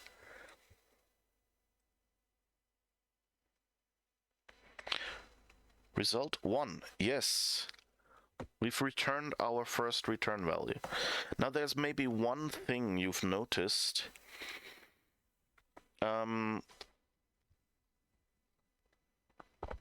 Which is that our return statement doesn't actually return. And you may remember I told you we need to remember all the jump instructions there. So that's the next thing we need to do. We need to pass the jump instructions as well.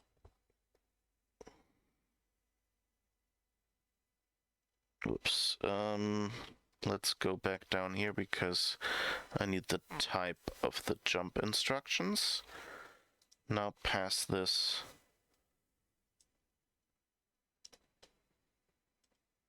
as an argument.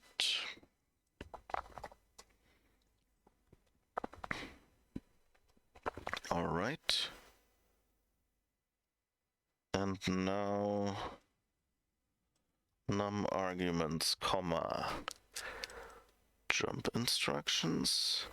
Oh, I should probably pass those by reference, just to avoid unnecessary copying.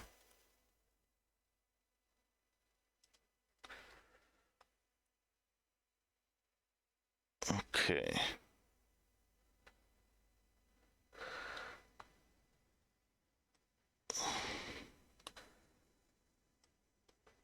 And actually, because not just unnecessary copying, but actually that would make it pointless. Because, so why am I giving these out? Because the return command, when it gets parsed, of course, needs to generate a jump instruction So we say jump by 0. And of course, before that, we do return command jump instructions.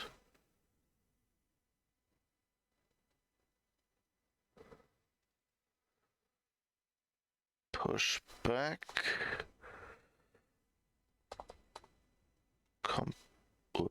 Compiled code dot size. So we do the same thing.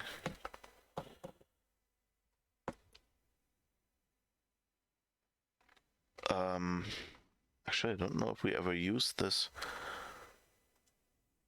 No, we did somewhere. Where did we use it?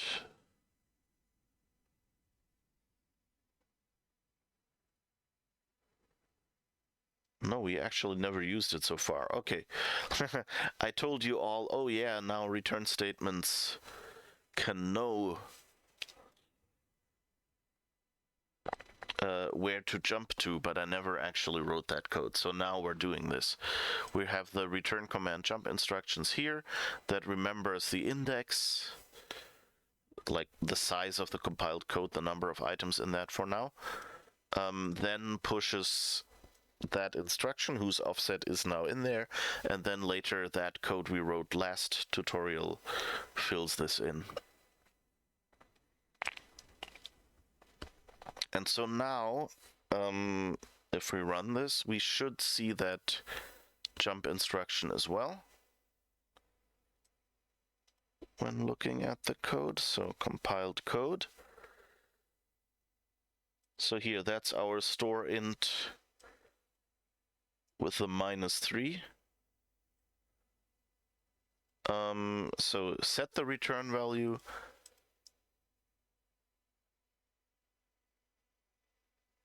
Then jump. Oh, that's a bug we still have. Why does it say 32?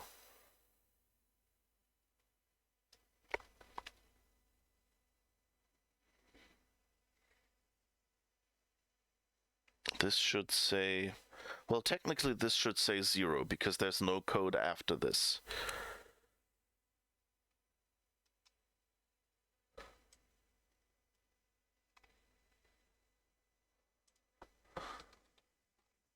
So what are we doing here when we're compiled code?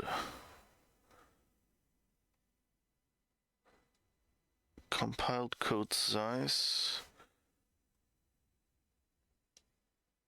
Okay, so 32 instruction is 2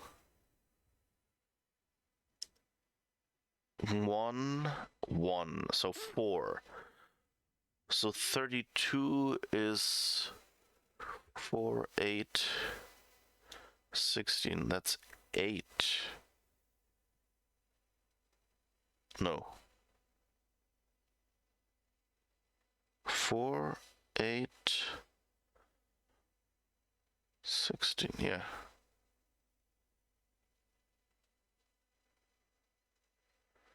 It's 8 instructions. That's a little weird.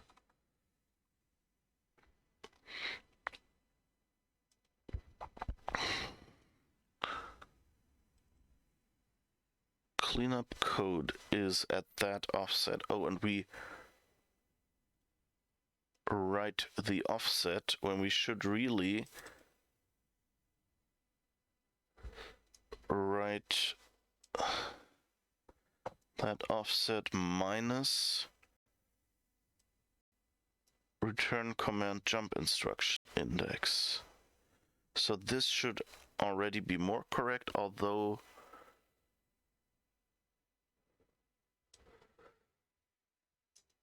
oh, and we need to do that times size of instruction as well.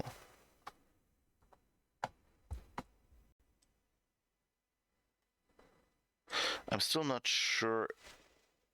I'll have to check out our jump instruction, but at least see what this does.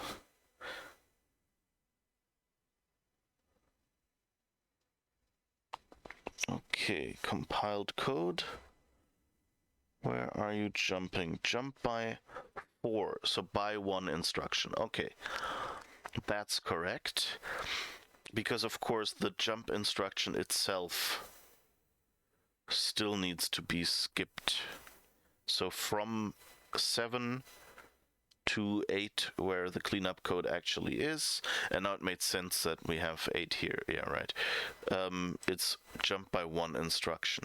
And now I have to look for one more thing, because I'm doing times size of instruction.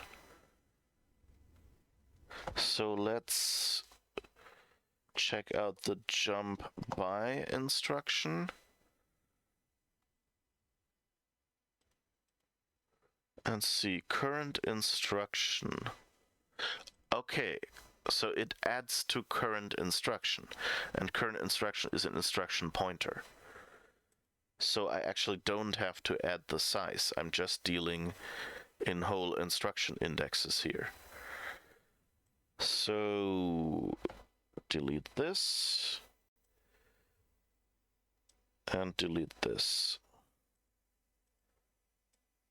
That at least means we have a larger space, because now remember this is an int 16 in our bytecode interpreter, not pointer sized in any way. Build failed. What did I do wrong? Oh, did I not delete? Yeah, I didn't delete the closing bracket.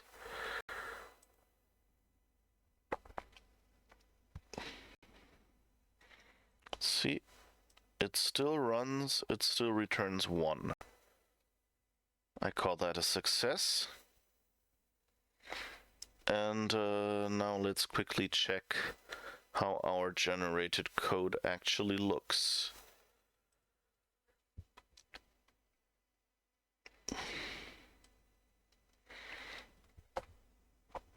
So it returns the return value to offset -3. That's why we saw that printed. Then it jumps by 1 instruction. And that pops and returns. So that looks really good. So there's 2 tiny things I want to do before we close, but then I really have to hurry and go. So one thing I want to do is first demonstrate that variables work, because right now we only have one variable, so all the variable indexes have been 1. So let's just declare an int y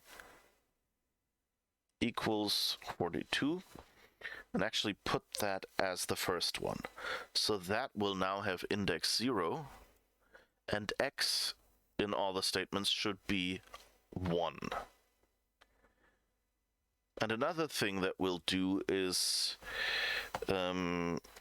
let's use a larger number so we can see where this addition happens, and that we actually don't return a random 1 out of memory, but rather return the right number. Alright, compiled code, so let's look at that. It pushes 2 ints, one with 42, one with 0, so that's y, that's x. Then it loads it from offset 1, not from offset 0 as before. So yeah, it gets us x from this spot. Then it pushes the int 68 and adds the 2. That looks good as well. And writes it back to offset 1. So yes, storing into a variable works as well. And then it loads x again and stores it in the result, which is still at -3 because we only passed one argument.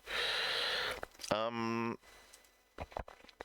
then we jump by one instruction to the cleanup, and the cleanup now does pop in twice, once for X and once for Y, and then returns. So if we run this now, yeah, result 68. We're actually printing the actual result of our script. And we can have variables as many as we want. Int y, int x. Oh, did we push the right default value? I didn't actually notice. So, compiled code. Yeah, 42. So that works as well. So yeah. We've been really successful today. We've implemented an entire script's worth of code. And so there will be a third part, hopefully on Friday, of this tutorial, where we'll hopefully get around to implementing loops, while loops, and then we've done the important parts. And that will also maybe include parameters. Hope to see you there. Remember tomorrow, so Wednesday and Thursday, we will be playing Uncharted: The Lost Legacy. I'm hoping I can manage to finish it this week. If not, then we'll run over into next week a little bit. And of course, on Sundays we are playing Quern. Oh, and in the last stream, which was the Quern stream of last Sunday, I mentioned I might want to stop doing Sunday streams, and I actually realized there's a much smarter way. Instead of just dropping that one day, I found like the thing that's most annoying about these streams. Oh, hi Jay Taylor, here to learn about C++. I'm just about to wrap it up. So sorry. If you want to learn a little bit more, you can come back in on Friday, where we'll continue this tutorial. If you're interested in games, come back on tomorrow and on Thursday, where we'll be playing some Uncharted: The Lost Legacy.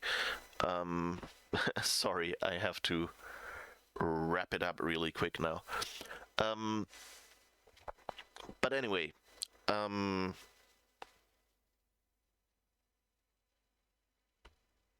yeah, so I thought I would stop the Sunday streams, but actually I've decided I'll stop the Monday streams. So that means we'll now have streams from Tuesday to Friday and on Sunday. Tuesday to Friday morning streams like now, so the 2-hour short ones. Sunday, the 4-hour stream starting at 5 p.m. my time, which is 8 a.m. in PST, if that helps you anything, Pacific. So yeah, that's the plan from now on. So that gives me the 1 day less, and also means that I don't stream on Sundays until late in the evening, and then the next morning I have to be streaming again, which was always a little annoying to get up this early in the next morning. You know, winding down after stream usually meant that I didn't quite get all my hours of sleep, so I've canceled the last couple Monday streams, and so this seems like the better option. So basically, Saturday and Monday are the days there will be no streams. Hopefully see you tomorrow or on Friday or maybe even on Sunday for Quern, the first-person puzzle adventure. If that is your kind of thing.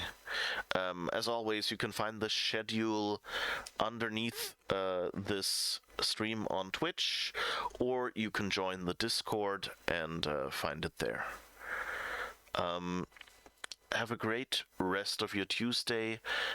This stream will be available as a VOD here on Twitch, or you can